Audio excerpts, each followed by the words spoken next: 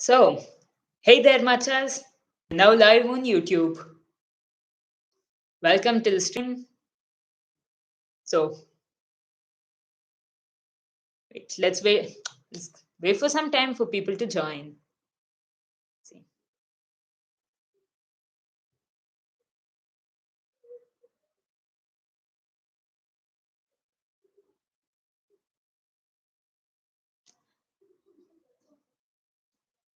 So, hey there, machas. Happy New Year, guys. I know it's late, but yeah, this is the first video I'm doing of 2022. Not counting YouTube shorts, of course. See, the last 2 weeks have been pretty busy. I've been traveling year end and all that, Christmas, New Year, holiday time, so you travel around. Also, God knows, lockdown is coming, so we might soon not be able to go out with the Omicron and all that. So, got to enjoy when we got to. And thank you for 1.5k subscribers. We got there by the end of 2022. And yeah, might not be the greatest in terms of YouTube numbers and all that, but come on, it was double of what we had last year at this time, right? Hey, clap. That's the username, right? Yeah, last year, this time it was crazy. We had like what we had 795 subscribers when I checked. You can now check that on YouTube Studio too, so that's crazy. So, yeah, anyway, let's first start with the questions that general stuff which everybody asks. My name is Smita. I'm from Bangalore, India. I am 22 years old and my height is 5'5". God knows. Everyone always asks this in a live Q&A. Always. Also, if I've played any so-called state level, national level, all that, no. I've only played high school and then I've played street ball.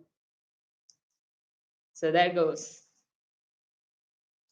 So now get so now getting into the questions you all asked, it's right here. First up, am I ambidextrous? No, I'm not ambidextrous. I'm left-handed. At least when it comes to basketball and stuff. You see, writing, the first school I went to, they forced me write. Like in our country, I don't know, a lot of lefties get forced to write with their right hand. So yeah, that happened. And then eating again is one more thing you have to do with your right in our country, at least. Who's this? Oh, hi Sanjana, Kingslayer X17. How old are you? I'm 22. So yeah. But when it comes to basketball and moves in basketball, that I like to practice both ways. Game is a different story. I mostly do use my left hand unless I don't have another option and then I have to go left. I mean, go right. Like if someone's forcing me and right like that way. Yeah. Next up, how to increase your vertical jump. This, I don't understand why everyone's asking me how to do that. Because I personally don't work on vertical itself. Because again, I am 5'5". So I don't think that is what is going to help me the most in my game. I'd rather work on speed or on skills. But yes, if you do want to work on vertical, there are plenty of programs out there which so many people do. Sanjana, what's your favorite shot? Yeah, my favorite shot. How can I choose one, bro? Anyway, uh, if I have to pick one, what would I say? If it's like crazy trick shots and all, of course, behind the backboard. But if it's like something I would actually do in a game, that is probably a floater. where you go high arcing shot over a tall person. So yeah, we were talking about how you increase your worth, right? Yes. So the only way I work on that is by actually trying to jump. So you try to get off crazy layups, or you just jump and try to touch something really high. This way, that. Or you throw the ball up to yourself, get an alley oop, and try finishing it. So these are all ways you can work on your vertical that will make sure it actually works in a game. So that way, even though you don't jump that high, you look like you jump a lot higher. Kingslayer. Do I watch the NBA? Yes, I do watch the NBA. It's like NBA every year. It's like I choose a different team to support. This year it's the Warriors. So yeah. Anyway, but yes. Then for vertical, there's also a really nice game people play called Alley, where you make two teams of people. One team is shooting free throws turn by turn. The other team is standing around, and if it's a miss, you rebound and alley it back in.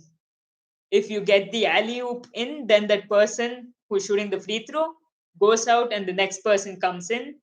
If they make it, they get a point. Like that, whichever team gets to 21 first. So that is a great way to increase your vertical. Other than that, as I said, there are plenty of programs out there. You check out the reviews, check out things like that, and decide on one of them to use. Next up, another Kuroko no Basket ability question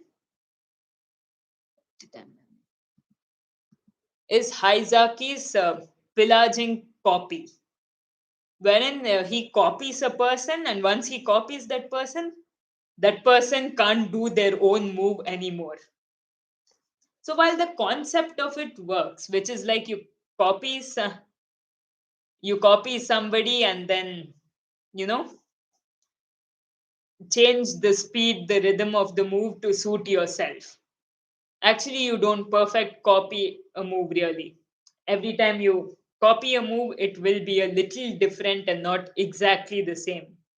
But the next part of the pillaging copy, which is that the other person sees you do their own move a little differently and then they can't do their move anymore, that is total nonsense.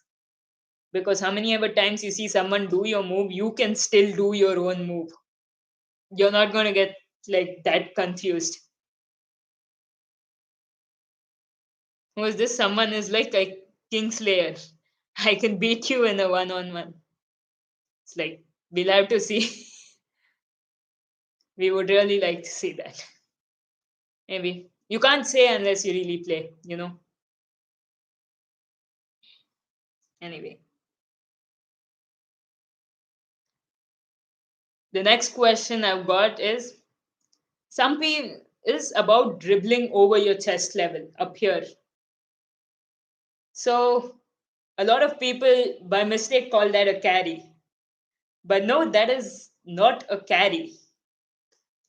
Wait, I would show you what a carry is. Give me a moment.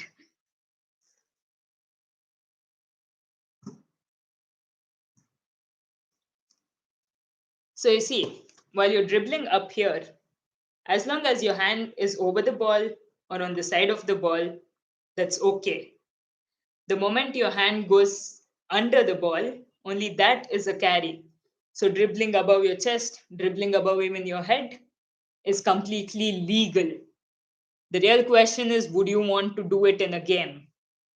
In most situations, it's not the best idea to do it in a game because if you're dribbling this high, there's all the time between here and when the ball reaches the ground for the defender to steal it. So that, yeah. But in very specific cases, if you want to throw off a defender's timing and all that, it might make sense to dribble once or twice up here. So that all depends on context, whether it's a good move or not. Next,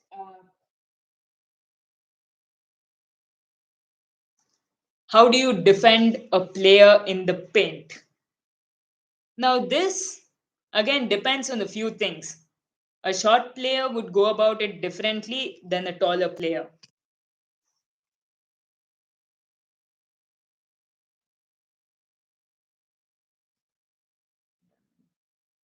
Yeah, so if you're short,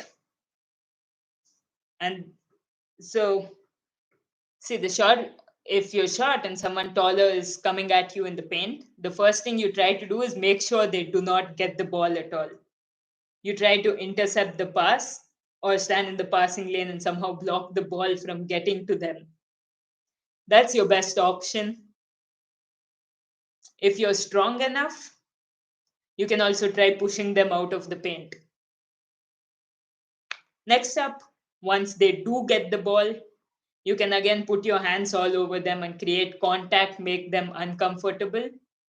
Or if you can't beat them in strength, you go to beat them in speed, which is you try stealing the ball away from them. Because again, if they're taller, they have more space between their hand and the ground when they're dribbling the ball compared to you. So you can go and swipe at it and tap the ball away. Or if they bring the ball down where you can smack it out of their hands, go for that. And even if that doesn't work and they're really going up for the shot, you try to jump and get a block. And the worst case scenario, if nothing else is possible, foul them. Especially if they can't shoot a free throw. Or if it's a pickup game where you don't take free throws. You see? And then there's the next situation where you're taller than the person, which should be fairly easy because there, just give them a little bit of space, wait for them to go into the shot, and at any cost, don't jump on a fake. Wait for them to actually shoot before you go for a block. All right. That's about guarding the paint. Again, it's still, even following this, it's tough for a smaller player. So as I said, you could either foul or you could let them have a shot and try beating them on offense. That's it. Next up, how to grip the basketball better. So firstly, you take your hands, spread your fingers wide, and grip so that you have more area where you can get the ball. And don't worry about your palm touching the ball and all. That it's okay if your palm touches, but you shouldn't mainly be using your palm to control it like a slap. That's what they mean. It's not wrong for your palm to touch the ball or anything. Just try to get as wide of a grip as you can so that you can get better control. Next up, uh, this thing. So when you're dribbling, get your hand down off the bounce and catch it low. Get it up back with the ball like that. If you could see that right. So that the ball stays in your hand most of the time. Next thing, instead of having your hand purely right on top of the ball, it's okay if you go a bit to the side.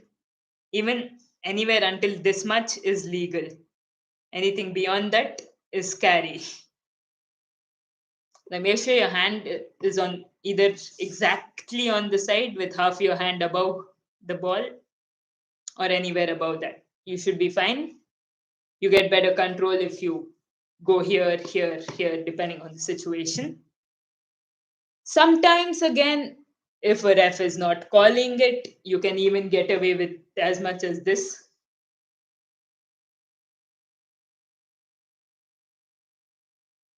Oh, giant is like one person watching, that's me. Oh, now there are three people watching. It's fine. I'm sure a lot of people are going to watch replay. Anyway, so yeah, that's how you grip the ball, okay? If you can get away with carrying, get away with carrying. With this, you can even cuff the ball if they're not calling. That's one more thing. Or palm it. All that is illegal. So you just look how people are calling before you try something like that. But it's an option. Next up, what are my favorite basketball shoes? Now, these shoes, look, I can only talk based on the ones I've worn, all right? Which of the different ones I've worn is probably my Decathlon fast traction ones, which I currently wear. Yeah. So, those ones, some of the main factors. First of all, the cost, okay? Like here, basketball shoes are kind of really expensive. In rupees, they cost like 10,000 plus if you go for Nike or Adidas and all that. But these Decathlon ones are like 3,005, what, 3,500 rupees or something. So it's easy, it's affordable. The next thing is the kind of courts I play on, which is like cement or mud. So these shoes are really good for that, as in you can play with them anywhere. It doesn't necessarily have to be an indoor court. And a lot of people having like these Nike shoes and all, whom I see, like some of my friends, they come, they play on cement court, this, that, their shoes get ruined. So, yeah. And then these ones, they're also lightweight, so you can move fast in them. And yeah, finally, grip is amazing.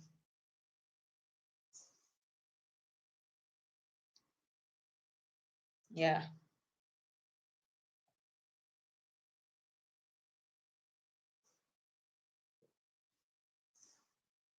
A giant. I am your old subscriber. Hope support you a lot. Thank you, man. Hope we'll play 1v1 one day.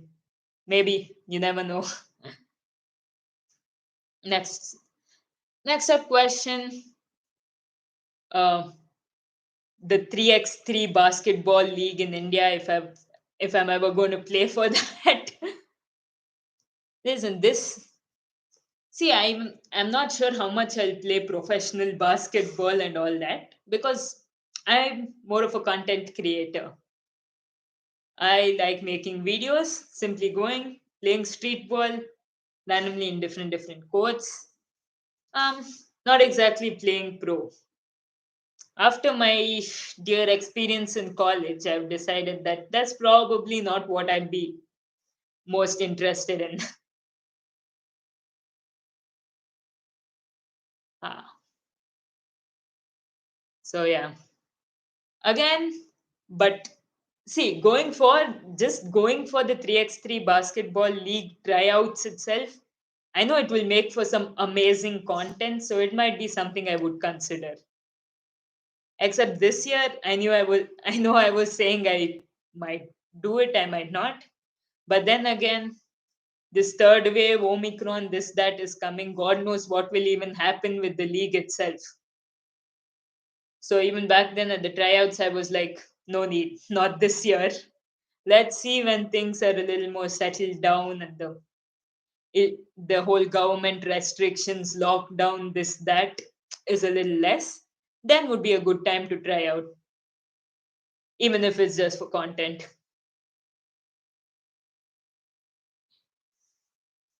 All right. Next up, a question I get from quite a few people, which is what is the difference between street ball and basketball? Now, let's say at its core itself, there is not a shit ton of difference. It's just that basketball is a lot more of the organized type. Street ball is more fun type, kind of like that. Like, let's say organized means you do like typical dribbling drills with these cones and you have to move again and again. You run plays, you have this coach You play high school, then college and pro. All that is organized stuff, right? Is what people usually say basketball. And now street ball is more like you just go to the park and play with your friends, have fun, try out crazy stuff.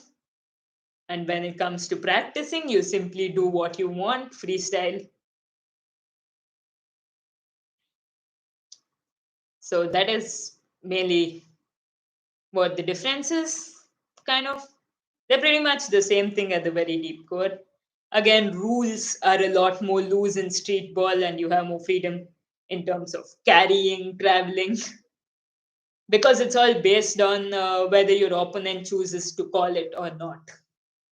Whereas in an organized game, a referee is definitely going to call if you do an obvious carry or something. You might get away with it in street ball depending on who you're playing. So yeah, what else? So now let's look at some of the questions you all might have asked here. Uh, Jayant, please accept my challenge one on one on Chandaman Kere Achkattu, right? See, Jayant, the thing with that field was that I used to study in PES University, which was in Banashankari or Outer Ring Road at that point. And then I used to live in a PG, which was near there. And I used to come to this field every day. Now that college is almost done, like I'm on my final year, so that's an internship. So now I'm at home. And that field is a really long way away. So I don't really know when I'll be coming there. So I can't even say. And then clap. Please make a video on the Iverson crossover. Listen, about the Iverson crossover, it's a pretty simple move, alright? There's not much you can make a whole video on it. But I have made a shorts tutorial breakdown of the Iverson crossover, giving you like the key details. I think that's about how much we could do. Next question, Iverson or Kyrie? Now, I guess that would depend on what context. If we are talking about who is a better overall player, that is clearly Allen Iverson in terms of how he could lead a team, how he could, perform in a high pressure situation, led his team to the finals, won one game against Kobe's Lakers. In terms of legacy, in terms of better as an overall player, probably Iverson. And it's also like Iverson was a trendsetter. He was the guy who influenced the way NBA players dress now in terms of the whole hip hop style and the way people dribble the ball, which started with Iverson, of course, doing crossovers and all. But if you're talking about pure skill wise and pure handles wise, it's got to be Kyrie Irving.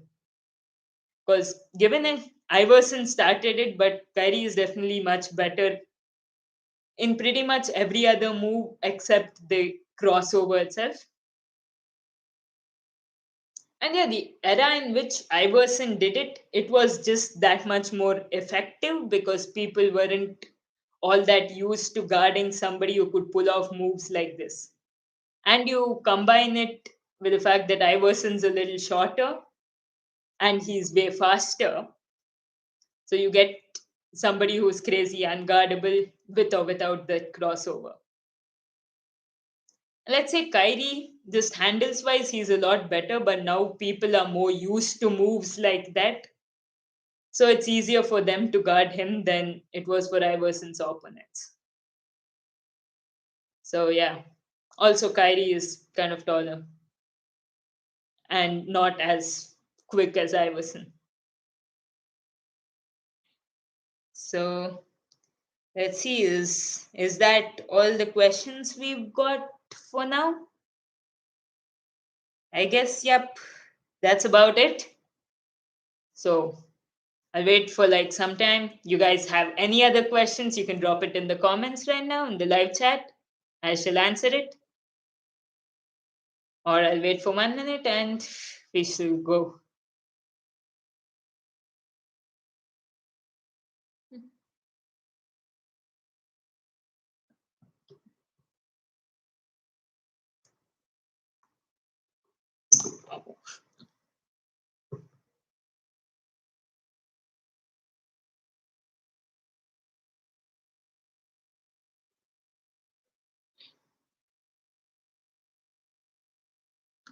So I guess that's about it.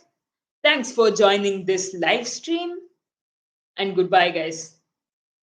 I'm telling you, I've got a bunch of videos filmed, and now that I'm back from traveling, I shall get back to editing them, and soon we shall have game videos and all.